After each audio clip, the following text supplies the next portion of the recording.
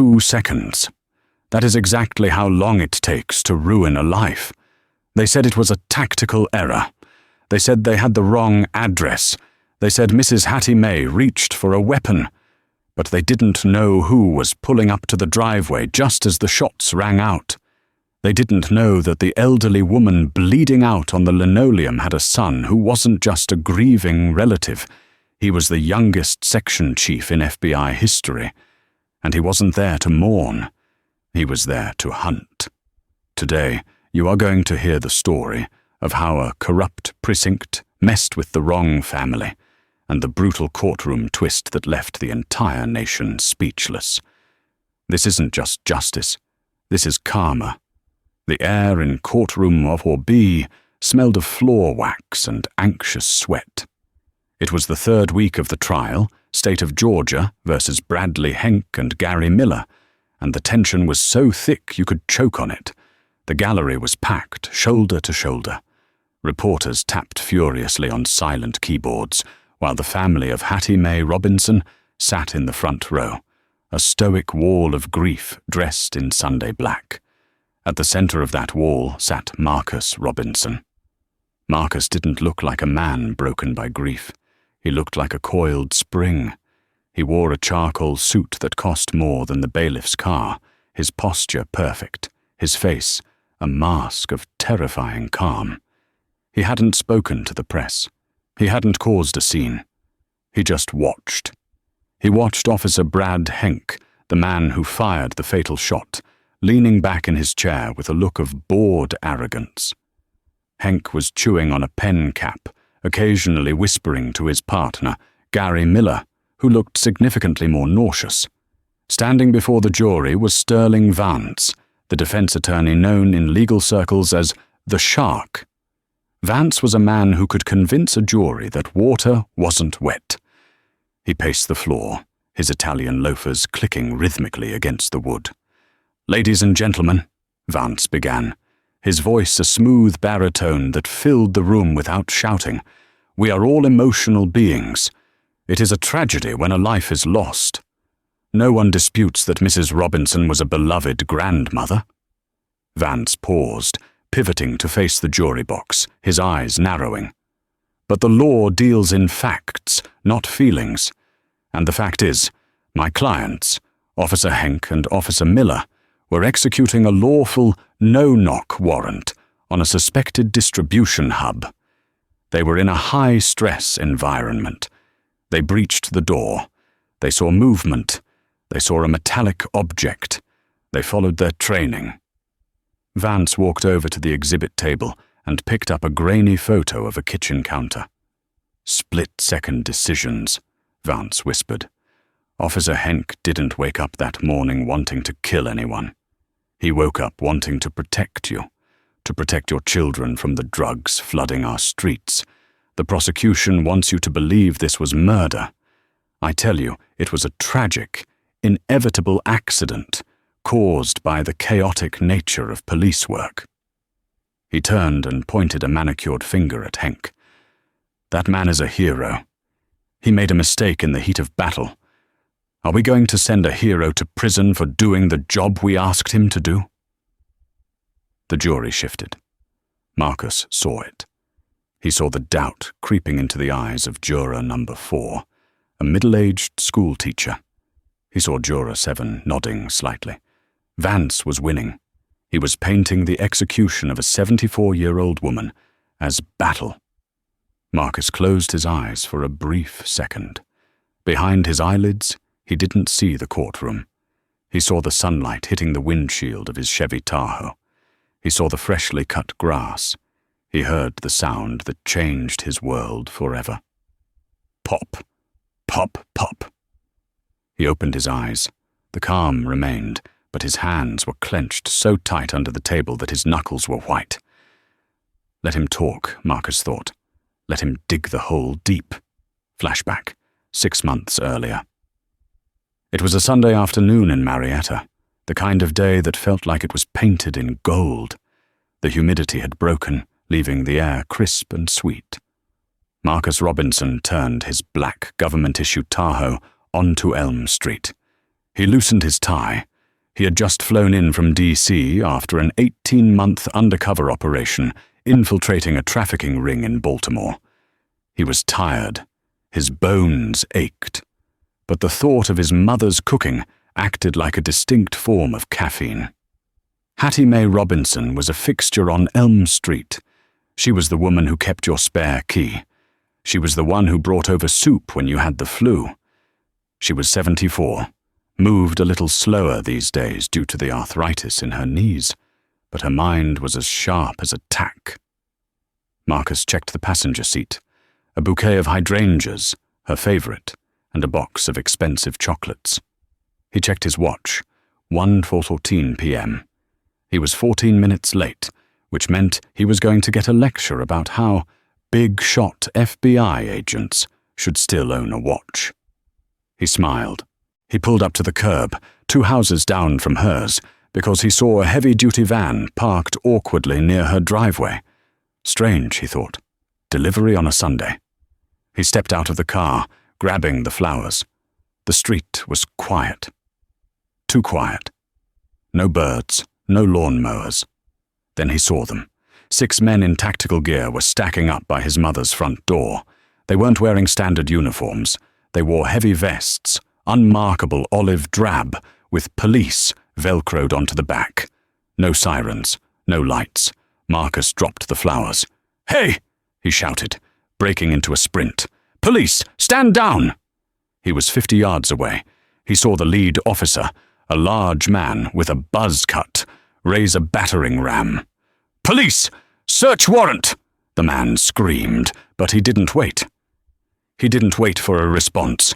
He didn't wait for the old woman to shuffle to the door. Boom! The front door of the pristine white cottage splintered inward. "Federal agent, stand down!" Marcus roared, reaching for his hip holster, his badge already in his left hand, flashing in the sun.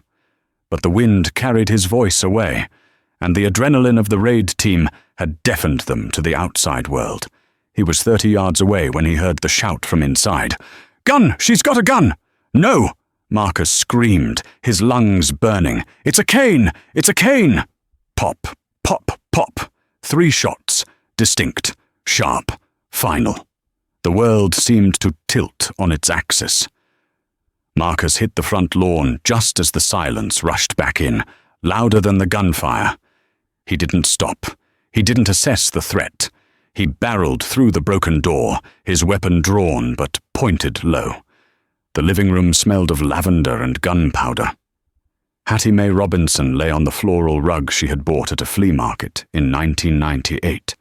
Her silver cane, the one with the rubber tip, had skittered across the floor. There was blood. So much blood.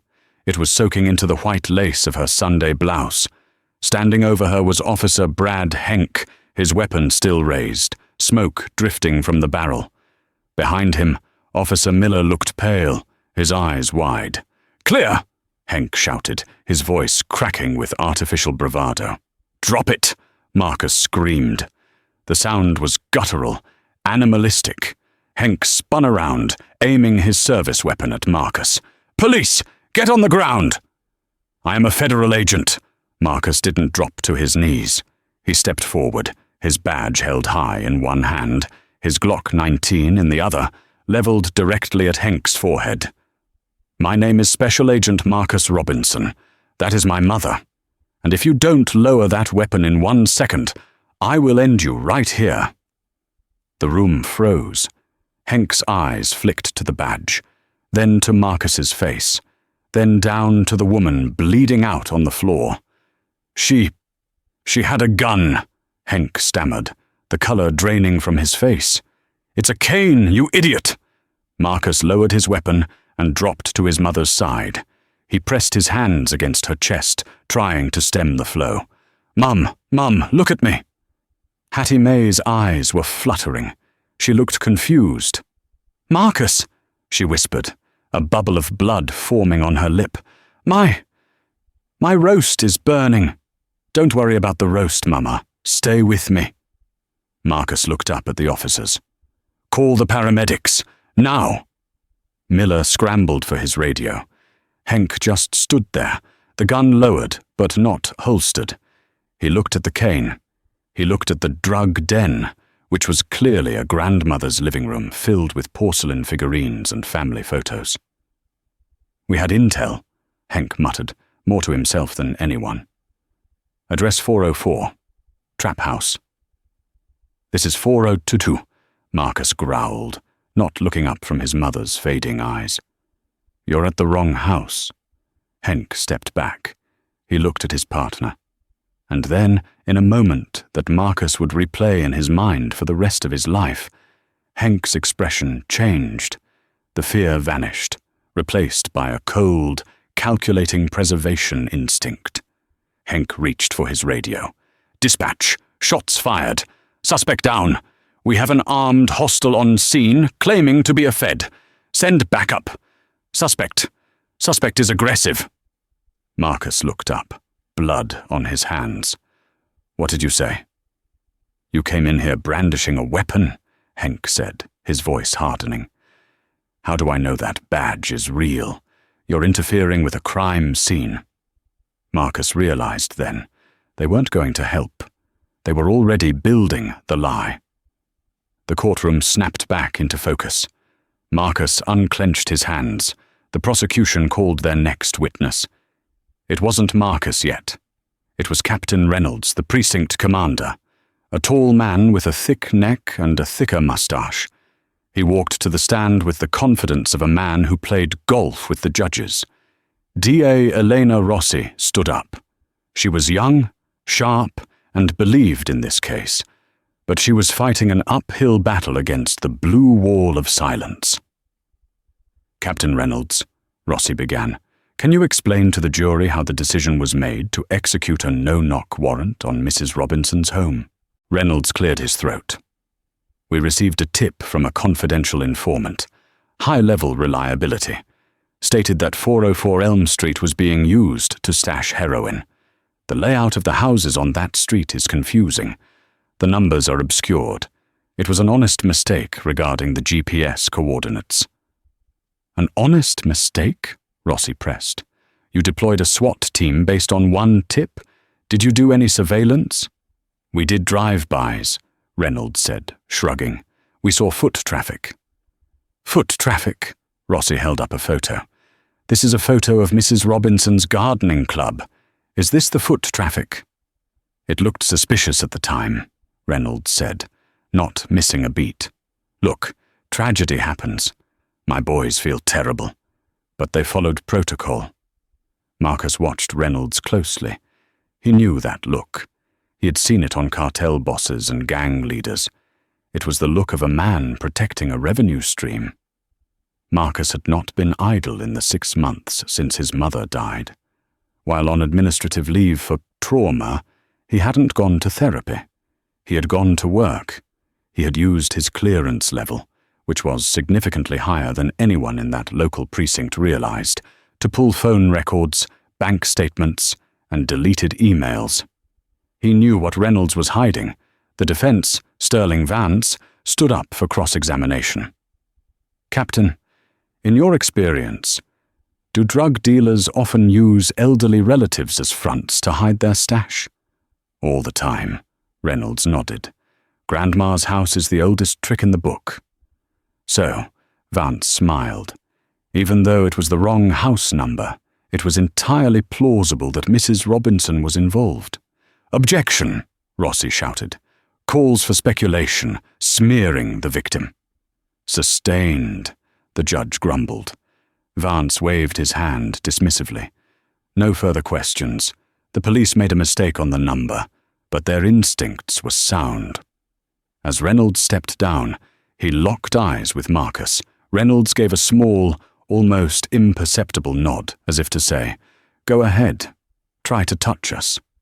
Marcus reached into his inner pocket and touched the USB drive resting there. The bailiff announced, "The prosecution calls Special Agent Marcus Robinson to the stand." A ripple went through the courtroom. This was the moment. The son, the Fed, the eyewitness. Marcus stood up. He buttoned his jacket.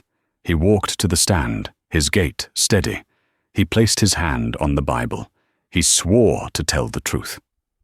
"Agent Robinson," Rossi asked softly, "walk us through what you saw when you entered the home." Marcus leaned into the microphone. His voice was low, resonating off the wood paneling. "I saw Officer Henk murder my mother." "Objection," Vance shot up. "Legal conclusion." "Rephrase," the judge warned. "I saw Officer Henk fire 3 rounds into an unarmed 74-year-old woman holding a cane. I identified myself immediately. And then," Marcus paused, turning his head to look directly at Henk. "I saw Officer Henk realize his mistake. I saw him realize he had killed a civilian, and instead of rendering aid, I watched him kick the cane away from her body." The courtroom gasped. "Objection," Vance roared. "That is a lie. There is no evidence of that. The body cam footage was corrupted. We've been over this." "The officer's body cam was corrupted, yes," Marcus said calmly, overriding the lawyer.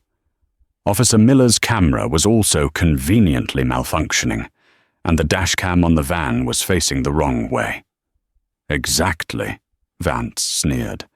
"So it is your word against theirs, a grieving son looking for someone to blame." Marcus turned back to the prosecutor. "May I submit new evidence to the court? Evidence that was processed by the FBI Quantico Digital Forensics Lab this morning?" The judge frowned. "Agent Robinson, discovery is closed. What is this?" "Your Honor," Marcus said, pulling a small plastic bag containing a blackened, melted lump of plastic from his pocket. "This is my mother's nanny cam. She kept it on the bookshelf to watch her cats when she was at the store. The police didn't see it.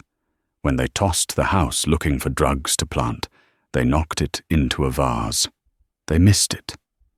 Henk's face went white. Reynolds, sitting in the gallery, stopped chewing his gum. "I didn't trust the local chain of custody," Marcus continued. "So I took it to my lab. We recovered the file. This is highly irregular," the judge said, but he was leaning forward. "Mr. Vance, do you object?" Vance was sweating. He looked at Henk.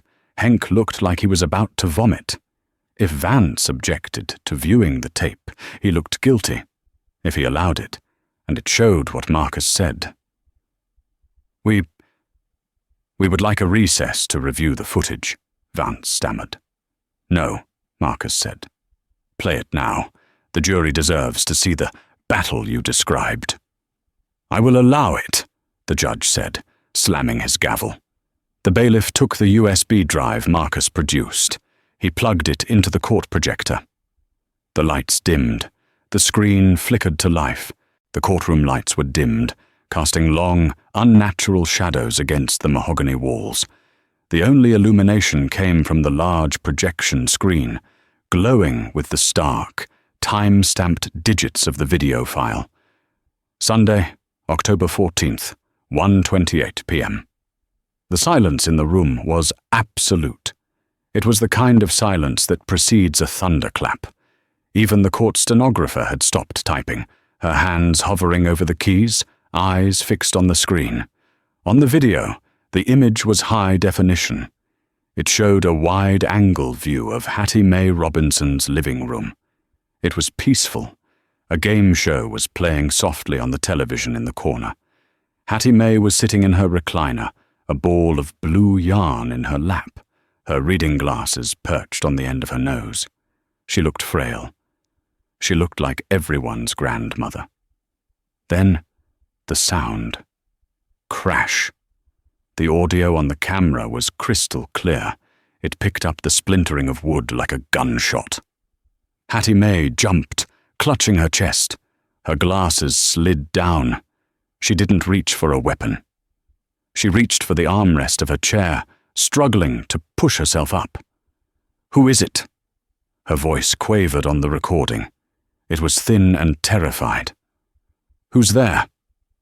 She reached for her cane, the silver one with the rubber tip, leaning it against the side table to help her stand. The front door, visible in the background of the shot, flew open.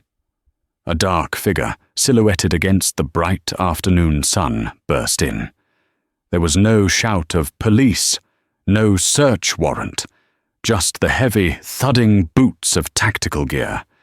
Hattie May had barely risen to her feet, the cane in her right hand to support her weight. She turned toward the door, confusion etched on her face.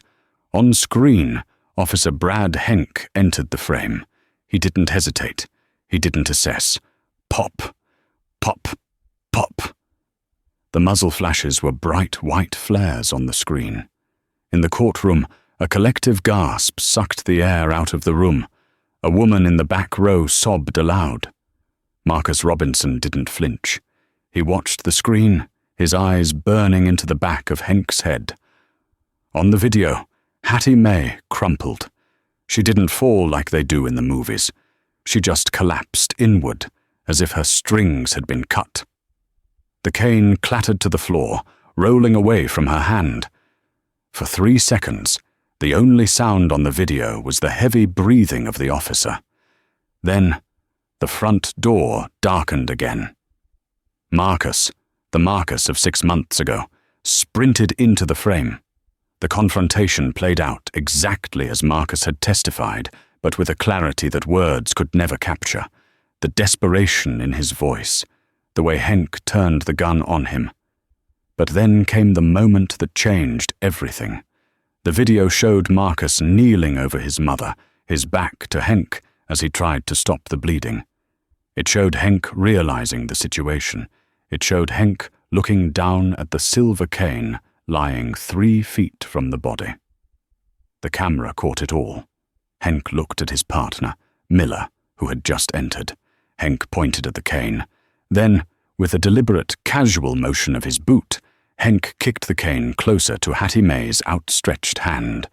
Then he kicked it again, sliding it until it was touching her fingers. Then Henk spoke.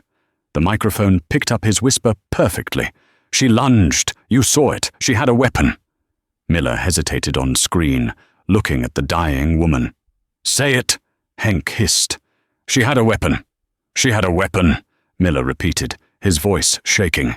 The screen went black. The lights in the courtroom flickered back on.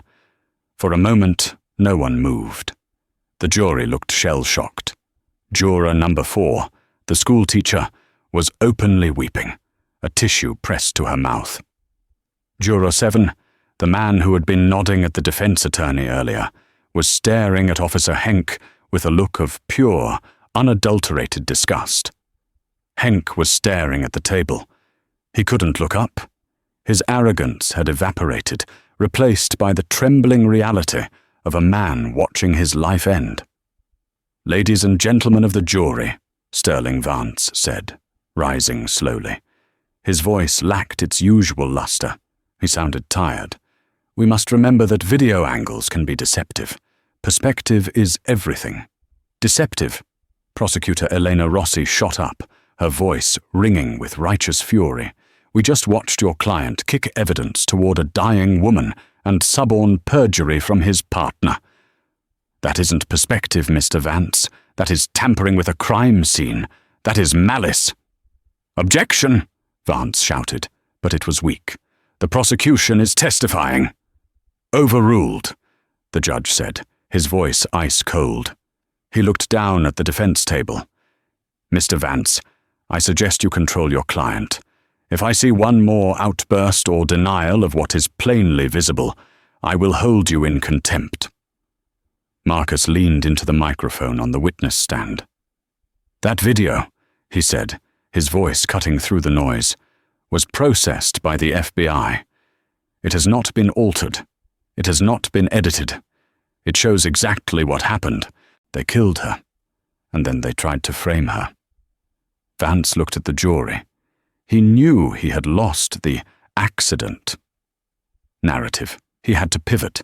He had to sacrifice the pawn to save the king. Cross-examination, Vance said, buttoning his jacket. He walked toward Marcus.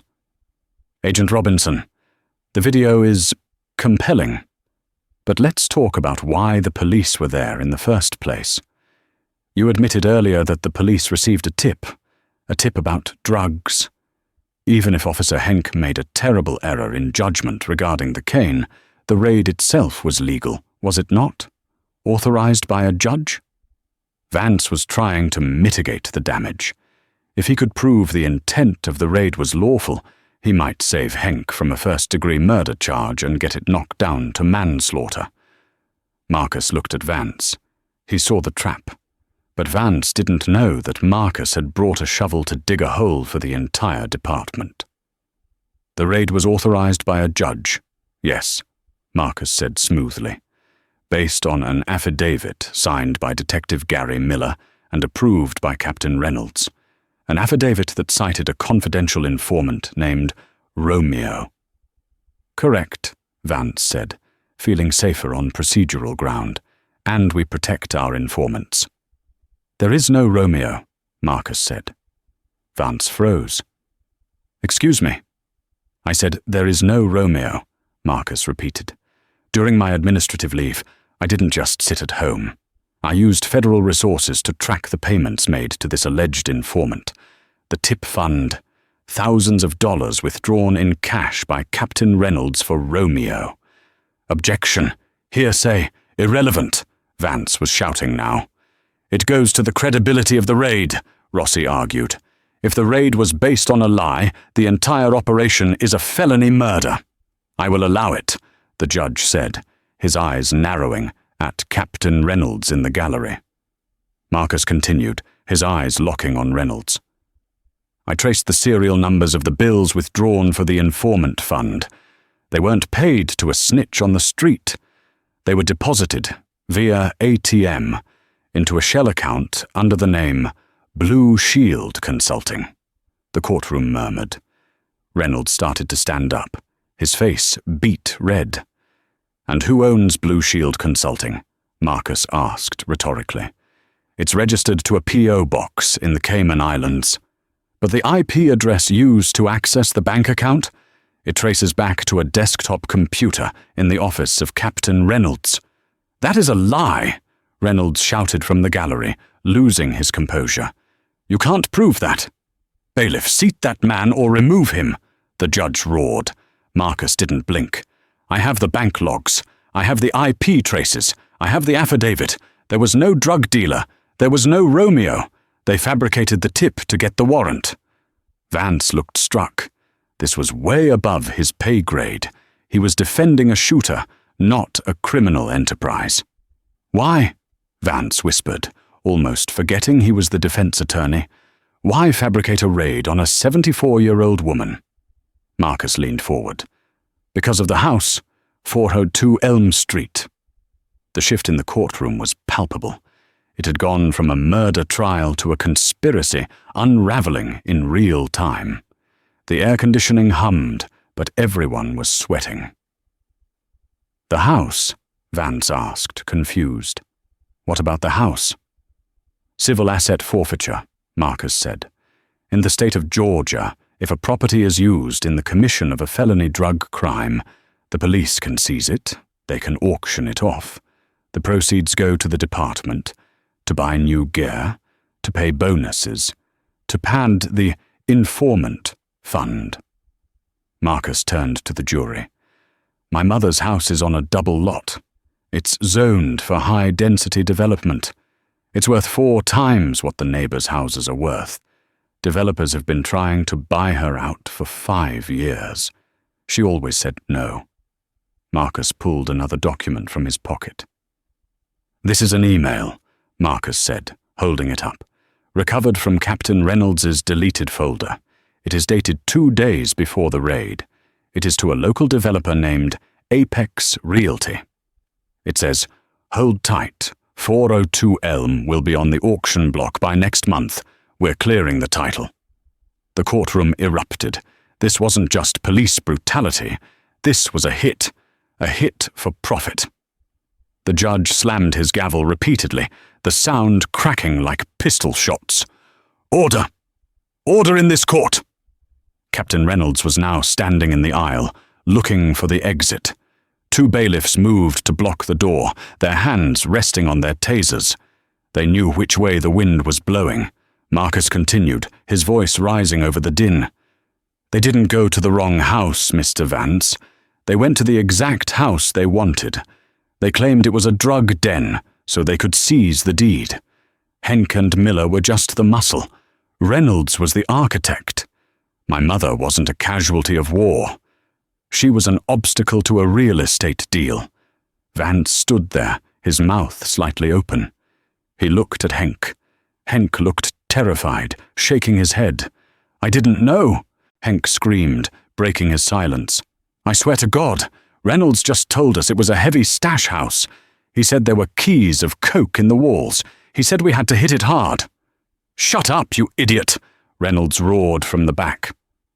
"Mr. Vance," the judge said, his voice trembling with suppressed rage.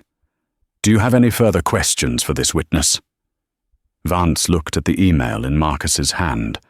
He looked at the jury, who looked ready to storm the defendant's table and carry out justice themselves. He looked at his career, flashing before his eyes. "No, Your Honor," Vance said quietly. No further questions. "The prosecution rests," Rossi said, her voice shaking with adrenaline.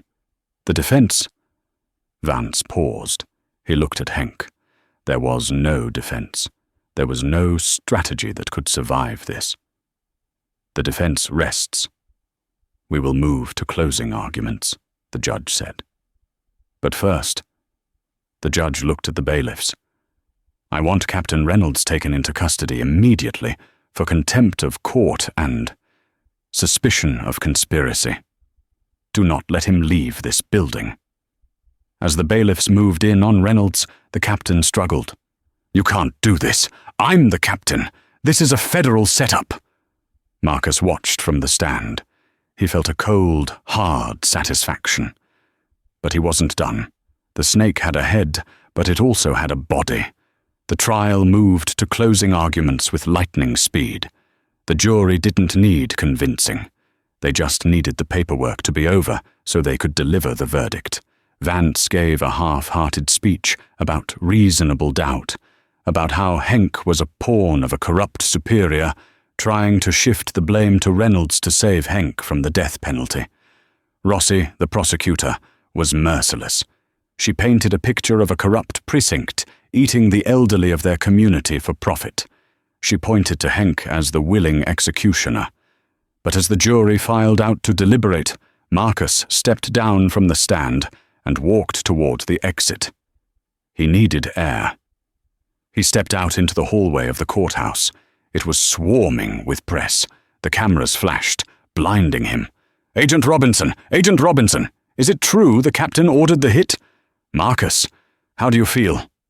Marcus ignored them. He walked to the end of the hall, where a tall man in a trench coat was waiting. It was Assistant Director Miller, no relation to the cop. Marcus's boss from the FBI. "You went rogue, Marcus," the director said, but there was no anger in his voice.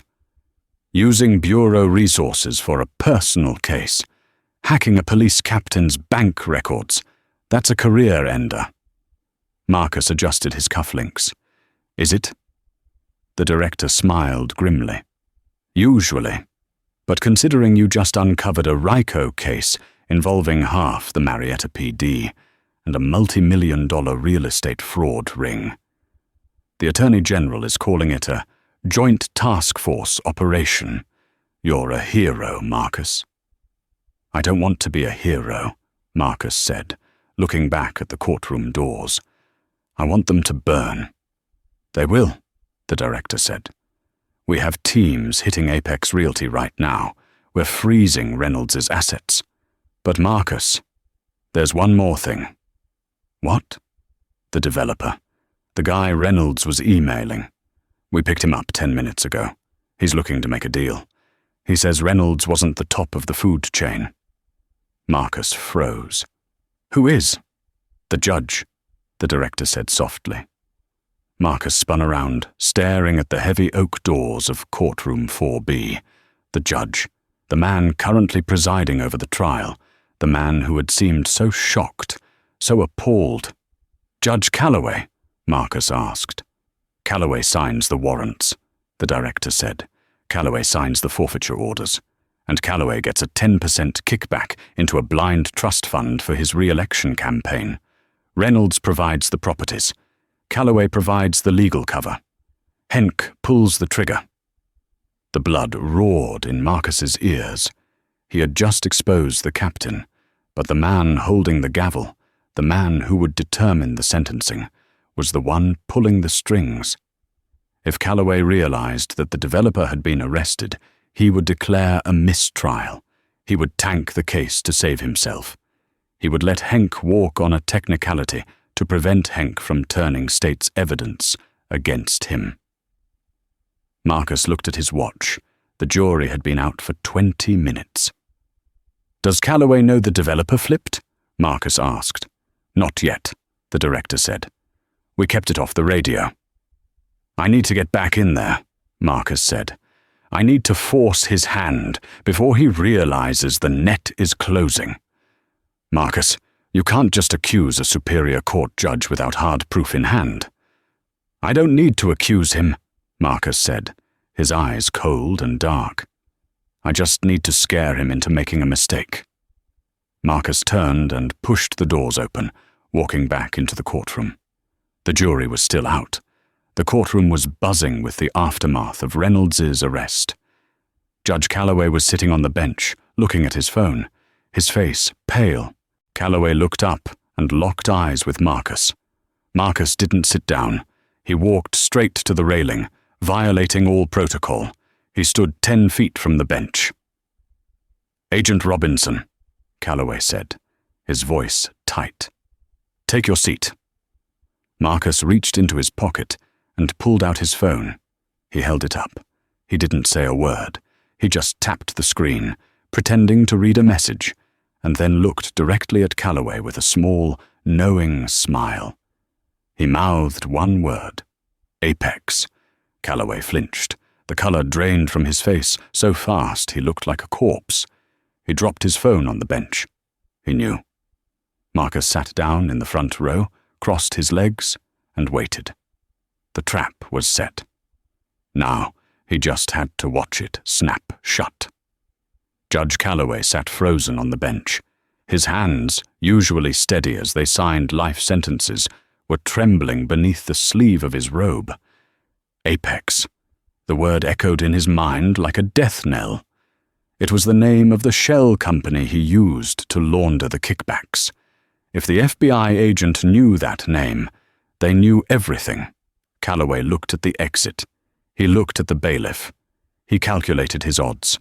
If he declared a mistrial now, citing prejudicial outbursts from the gallery, he could delay the proceedings. He could buy time to transfer his funds, destroy the hard drives, and catch a flight to a non-extradition country. He grabbed his gavel. He opened his mouth to speak. Due to the unruly nature of the gallery and the prejudicial statements made by the witness, Calloway began, his voice cracking slightly. "I am considering declaring a..." Buzz. Buzz. Buzz. The sharp electronic sound of the jury buzzer cut him off. The light on his desk flashed red. The jury was back. They had a verdict. Calloway swallowed hard. He couldn't declare a mistrial after the jury had returned a verdict. It would be instant grounds for an investigation. He was trapped. He had to sit there and preside over the destruction of his own conspiracy. "Bring them in," Calloway whispered, his voice barely audible. The side door opened. The 12 jurors filed in. They didn't look at the defendants. In the world of criminal law, that was the tell. When a jury looks at the defendant, it's usually good news. When they stare at the floor, it's a conviction. Sterling Vance, the defense attorney, saw it too. He slumped in his chair. He moved his chair slightly away from Officer Henk and Officer Miller, physically distancing himself from the blast radius. "Have you reached a verdict?" Calloway asked, gripping the desk to stop his hands from shaking. The foreperson, the middle-aged schoolteacher, juror number 4, stood up. She held the verdict form with both hands. She was shaking, too, but with rage, not fear. "We have, Your Honor. Publish the verdict." The courtroom held its breath. Marcus Robinson sat perfectly still, his eyes fixed on Henk. "In the matter of the state of Georgia versus Bradley Henk," the foreperson read, her voice gaining strength. "On count 1, malice murder, we find the defendant guilty." A sob broke out from the Robinson family. Henk flinched as if he'd been slapped. "On count 2, felony murder, guilty." "On count 3, aggravated assault with a deadly weapon, guilty."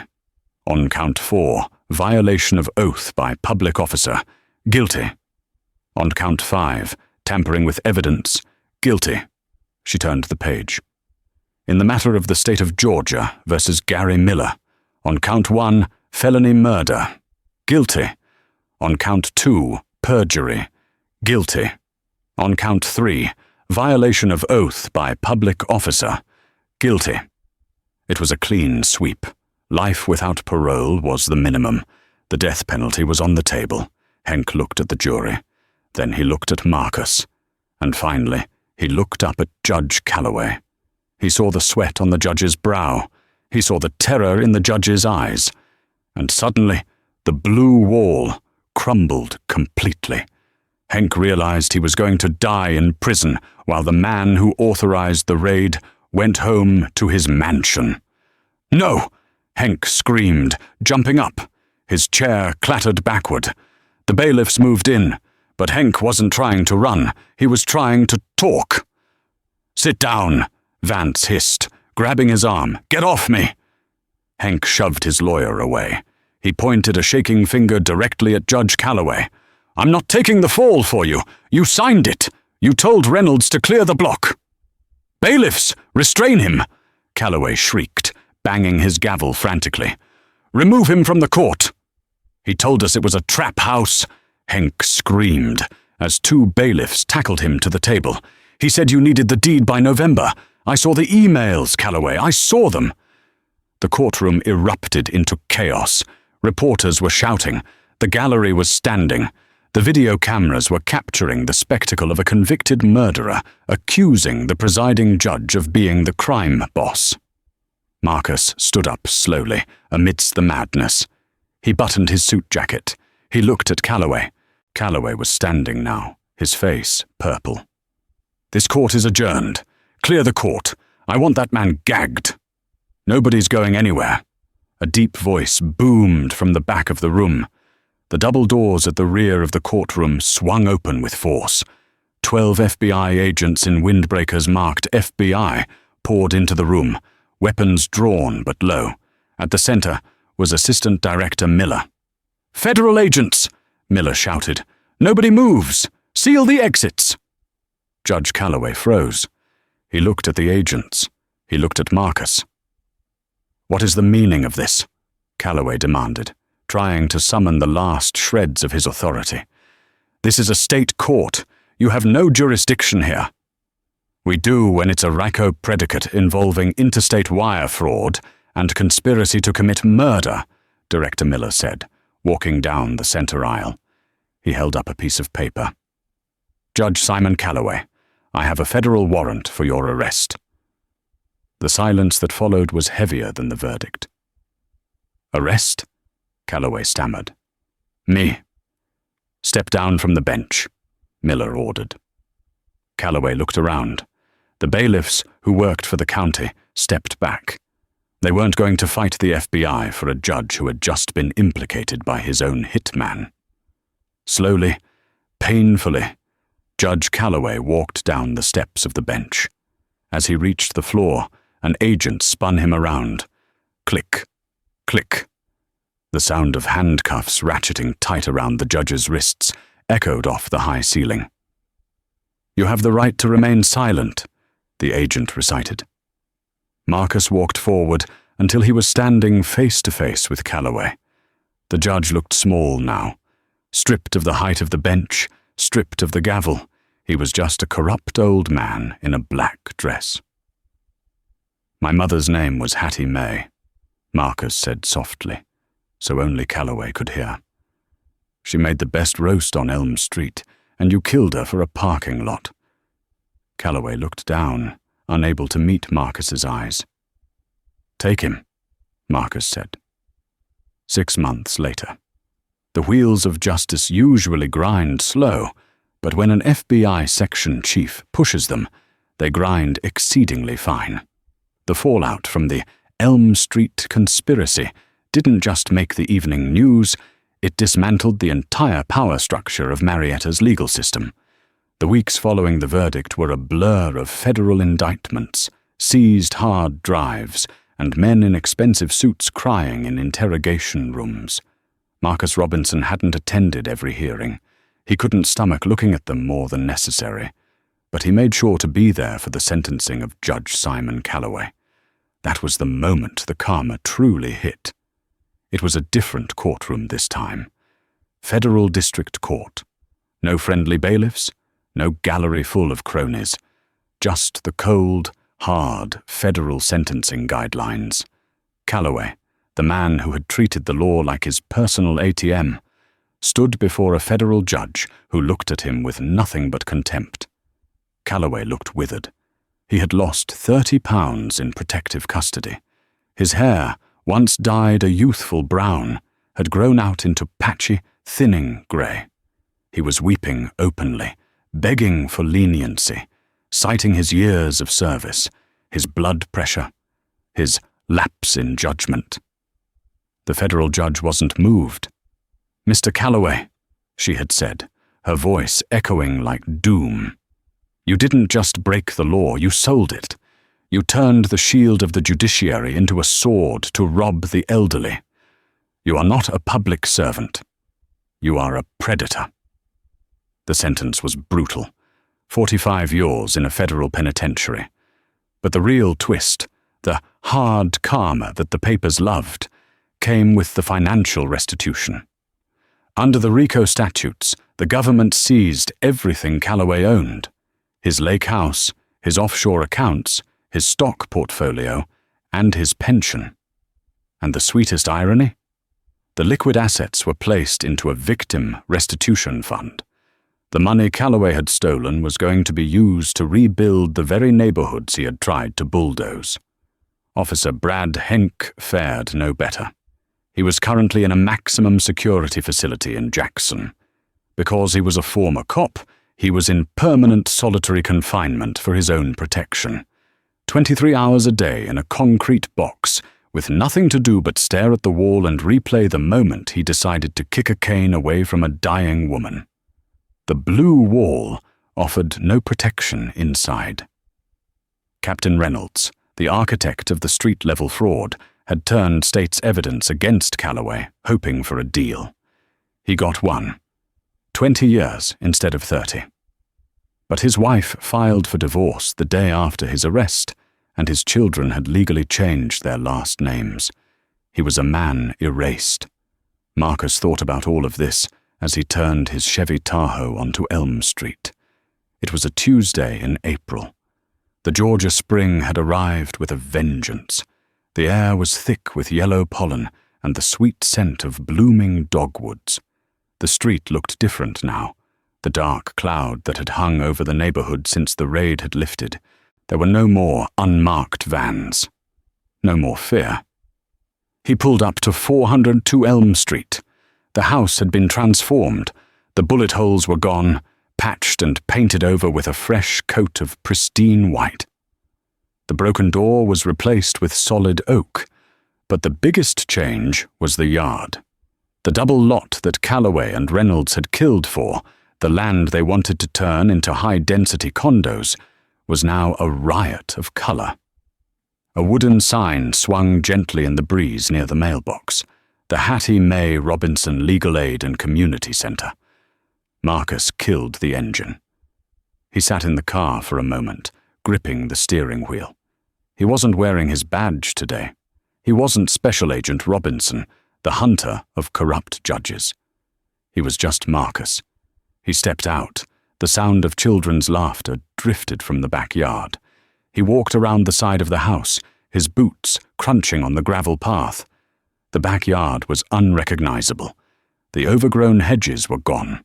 In their place were rows of raised garden beds, overflowing with tomatoes, peppers, squash, and collard greens. There was a small playground in the corner, and a pavilion where picnic tables were set up. Standing in the middle of it all, wearing muddy gardening gloves and a wide-brimmed hat, was Eleanor Rossi. The former prosecutor had been true to her word. After the trial, she had walked away from the DA's office. She told the press she couldn't work for a system that allowed a man like Calloway to thrive for so long.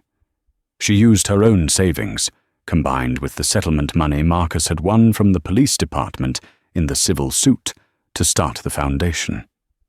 She looked up and saw him. A smudge of dirt was on her cheek. She smiled, and for the first time in a year, Marcus felt his own face relax into a genuine smile back. "You're late," she called out, wiping her hands on her apron. "The weeds don't wait for federal time." "Traffic on the connector," Marcus lied, walking over, "and I had to make a stop." He reached into his pocket and pulled out a small velvet box. He handed it to her. "What's this?" Elena asked, peeling off her gloves. "Open it." She opened the box. Inside was a heavy iron key.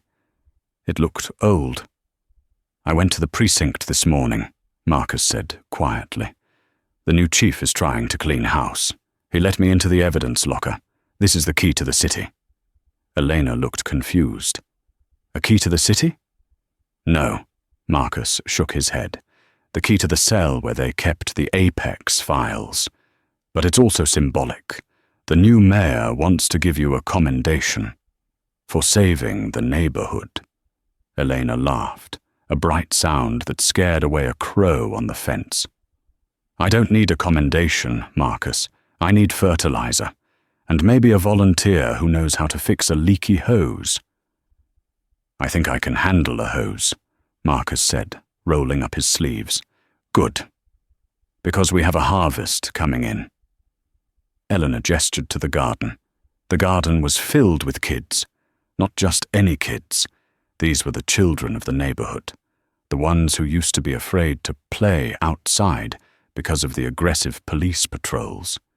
Now, they were digging in the dirt, learning how to grow food. Marcus walked past the beds toward the old oak tree in the back corner. This was the spot where his mother used to sit in her lawn chair, snapping peas and watching the world go by. There was a stone bench there now. Carved into the backrest were the words, "Justice is truth in action." Marcus sat down. He felt a weight in his jacket pocket. He reached in and pulled out the silver cane tip. He had carried it with him every day since the trial. It was his talisman, a reminder of the cost of corruption. But as he sat there, watching a young boy help a smaller girl water a row of marigolds, the object felt different. It didn't feel like evidence anymore. It felt heavy, unnecessary. The war was over. The dragons were slain. Calloway was rotting in a cell. The house was safe. Marcus looked at the ground near the base of the oak tree. The soil was soft and rich. He dropped to one knee. Using his hands, he dug a small hole in the earth, right among the roots of the tree his mother loved. He placed the rubber cane tip into the hole. It wasn't burying evidence. It was burying the pain. He covered it up, patting the dirt down firmly. "Agent Robinson." Marcus looked up. A boy, maybe 12 years old, was standing there. He was holding a basket of freshly picked strawberries. "Just Marcus," he said, standing up and brushing the dirt from his knees. "Ms. Elena said we're supposed to share the first harvest," the boy said, offering the basket. "She said this was your mum's house, that she was a hero." Marcus looked at the strawberries. They were bright red, imperfect, and beautiful. He took one. "She was," Marcus said, his voice thick with emotion he had held back for too long. "She was the toughest lady on the block. But she wasn't a hero because she fought. She was a hero because she cared. My grandma says the police are scared to come down here now, the boy said matter-of-factly. She says you scared 'em all away. Marcus chuckled, a low, rumbling sound. Let's just say they know the rules now. This is Hattie May's ground. The boy grinned and ran back to the group. Marcus took a bite of the strawberry. It was sweet, warm from the sun. It tasted like life. He looked back at the house. He could almost see her there, in the kitchen window, shaking her head at him for getting dirt on his good pants.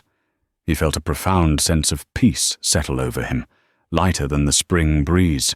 He walked back toward Eleanor, ready to get to work. He wasn't the Avenger anymore. He wasn't the section chief hunting targets.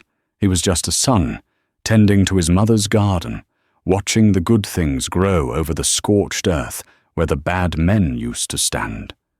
Karma had done its job. Now it was time for the harvest. This story exposes a terrifying reality.